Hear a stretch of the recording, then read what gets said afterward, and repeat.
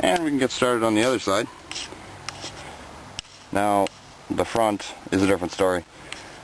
Once you start tackling the front, you will need a coil compressor and a lot of elbow grease. You got to loosen up your lower control arm. You got to compress the spring first, lower your control arm, remove your tie rod end, just take it out of the steering knuckle, and the front is definitely a lot more complicated than the rear. Okay, go ahead and tighten your wheel now.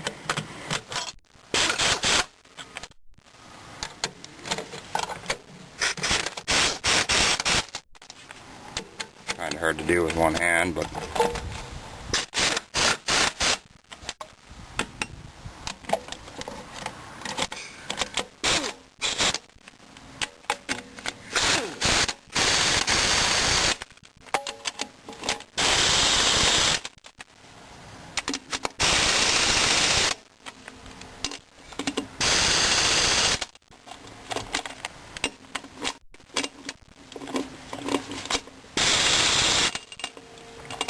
okay.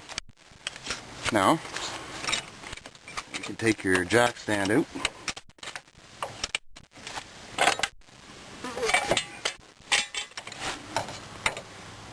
And this friggin' jack here has a sort of a self-locker on it, so I gotta set the camera down to let this down. Okay. So now with the jack out of there, you can definitely notice clearance in the wheel well now.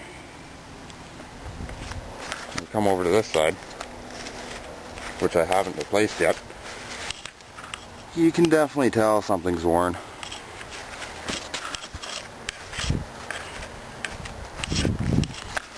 You can even tell the way the car sits now. There is definitely a difference.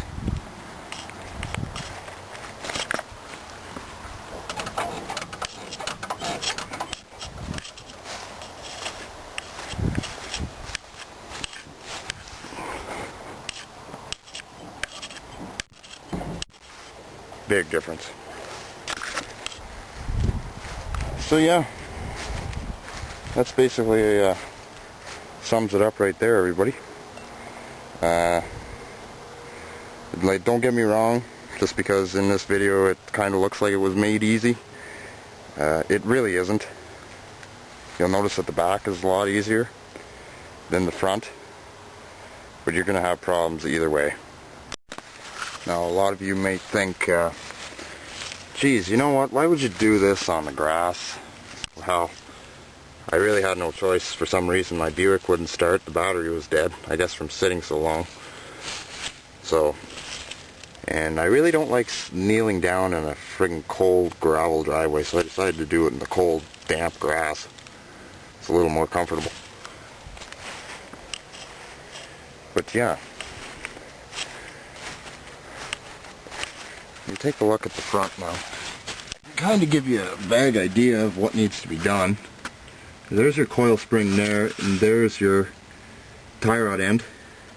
You got to disconnect that from your steering knuckle, and you got to compress the spring first. So when you get your coil spring compressor, you compress the spring enough, and then you won't be able to see because it's getting dark outside. There's two bolts, through bolts with a nut, that are holding on your lower control arm. Those have to come undone, and you lower your control arm and your coil spring comes right out. You also have to take out your shock absorber. The front ones are a lot harder, the shock absorbers anyway, because when you try and tackle the nut on top of the shock absorber, you're going to notice that the stem of the shock absorber is just going to turn. And a lot of the time it is very, very difficult. There's the nut there.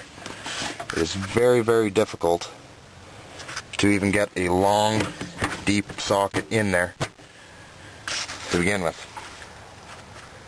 So usually you got to put a pair of vice grips on the stem. Sometimes that works. you'll definitely find this is going to take a good weekend's worth of work if you're ever trying to tackle this on your own. Never take torches to them though. Not even to hydraulic shock absorbers, just don't do it. Not unless you're deliberately trying to set your car on fire and make an insurance claim and, you know, maybe even a trip to the doctor's office all on the same day. Whatever floats your boat. But anyway, you can definitely tell there's a lot more ground clearance on this one side now. So, you know, the recommended interval is 80,000 kilometers, which is however many miles. Of course, Canada has to be in metric, for Christ's sake. So replace them every 80,000. What's that, like 45,000 miles? Something like that. So remember just to replace them at every interval. Even though you think you drive down a lot of smooth roads, you know, replace them at least somewhere near 80,000. Don't let them ride like I did. I let them road too long. You know, a lot of curbs in my area that I have to jump over, and you know, and I don't do it deliberately. It's just you have to. A lot of rough roads in my area, so for me, I would recommend me replacing my shocks every maybe 70,000, just on the roads that I am forced to drive down.